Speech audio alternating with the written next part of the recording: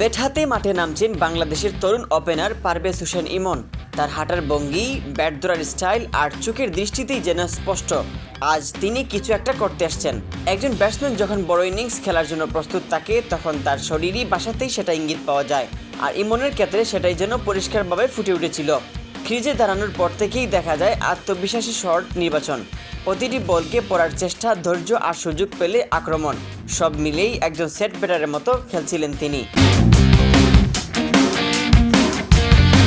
বিশ্লেষকদের মতে ইমনের এই মানসিকতা বাংলাদেশের জন্য খুবই ইতিবাচক দিক, কারণ আধুনিক ক্রিকেটে শুধু টেকনিক নয়, মানসিক দৃঢ়তাই সমান গুরুত্বপূর্ণ। বিশেষ করে ওপেনার হিসেবে শুরুটা ভালো করার মানে পুরো দলের জন্য ভিত্তি করে দেওয়া। এই ইনিংস হয়তো শুধু একটি ম্যাচের পারফরমেন্স নয়, বরং ভবিষ্যতের জন্য একটি বার্তা। ইমন প্রস্তুত বড় কিছু করার জন্য। এখন দেখার বিষয় এই আত্মবিশ্বাস তিনি ধারাবাহিকভাবে ধরে রাখতে পারেন কিনা। Mohammad Yahya, CS news.